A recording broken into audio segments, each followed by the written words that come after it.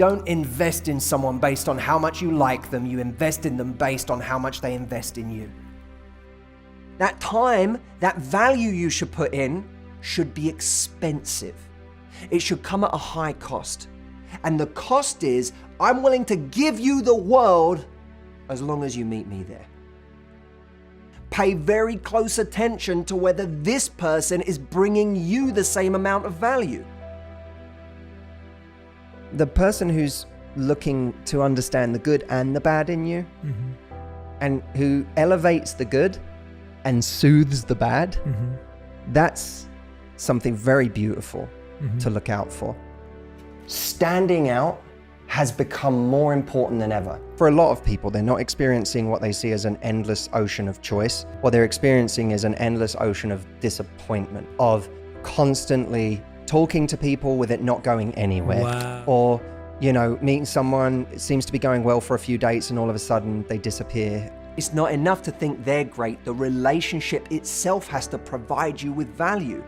Because if you're with someone who's massively impressive, but the relationship itself does not bring you value, does not bring you joy, then you're in a world of suffering and pain, no matter how wonderful the person you're with is. And your reality isn't determined by how impressive they are, but how beautiful the ecosystem of the relationship is. That's what's going to determine your emotional reality, and your emotional reality is going to determine your happiness. Great relationships are an accumulation of little efforts over time.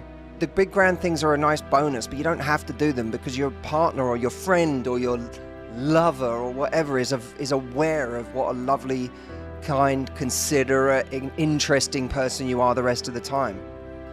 It's the same as going to the gym. You know, it's like how you think, are we going to get a great body because one day we do a really hard gym session? No, it's just every day, do the reps in your relationship. What's important in a relationship is someone who is really competent in a relationship. So I think that there's a learning that we get from relationships, but in order to do that, you actually have to be in a space of being willing to put eyes on yourself. Yeah. And in a constant student mindset, which most of us are not. You know, we do go into relationships, a lot of us, thinking we know it all. We learned it all from our last relationship. It's a cliche, but there's always another level. There are so many levels to life, and it fascinates me. Great relationships should help heal past wounds in some way, because it's two people who make each other feel safe, feel loved. But what we can't do is blame someone for not being able to handle our weapons.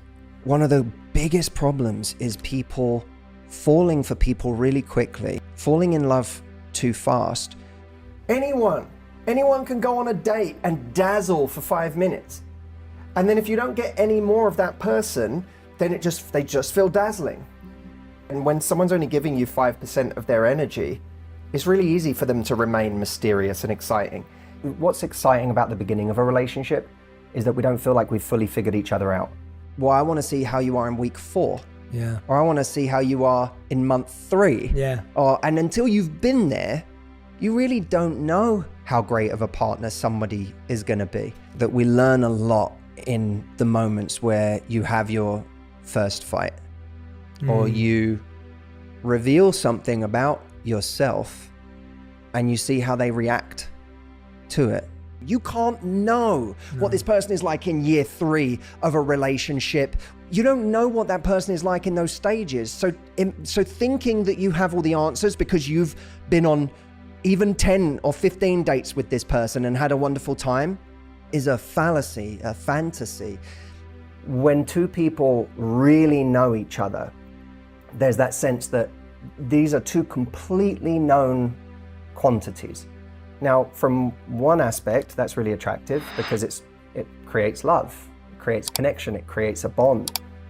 But from another perspective, there's that part of our mind that still wants to be challenged, that still wants to feel like there's something to do here. And one of the greatest ways to, I think it's a time-old question, how do we challenge someone in a relationship when we already know everything about each other and we already feel like we have each other? Could be reading a new book so that you have a different conversation to bring today. It could be learning a new skill. It could be performing well at something. Proust said the journey of discovery lies not in seeking new landscapes, but in seeing with new eyes. So many people expect their partner to be a mind reader. Yes. And they're not. And just giving them a blueprint of how to please you, of how to make you happy. We should be always paying attention to the things your partner says to you. I think one of the greatest things, the greatest values that keeps a relationship going is teamwork. And I mean not just the kind of teamwork of we're on a joint vision together, but the kind of teamwork that says we are a team in making each other as happy as possible. And if they tell you something, this is going to really please me if you do it, then you should be doing that thing. And if you're with someone that too many times in a row, you keep saying these things make me really happy when you do them, and they don't compromise your values, they're just effort. If you're in a relationship where someone doesn't do those things, then you have to start questioning, is this a teammate? I really don't like the idea that we have to be completely happy and enlightened and have everything figured out, and that's when the right person comes along. I think that's nonsense. We are always working on something. We're always going through some new problem, some new stage in our life that we weren't ready for. And we are going to do an awful lot of healing of who you can be. So I prefer, rather than thinking we have to be happy before we find someone, I prefer the idea that we have to be happy enough before we meet someone. Happy enough is a much better phrase, and it's a much more attainable goal. When you're happy enough, it means I'm happy enough. My life's not perfect, and I might not be truly happy all the time, but I'm happy enough with the way my life is today and with who I am today. I have never in my life met someone who is truly nice. I never met someone who is truly nice. I find that people who say they're nice are using it as a euphemism for being spineless, bending on their standards, never rocking the boat, compromising to everyone around them, being the lowest common denominator of any group they're in so as never to offend or inflame.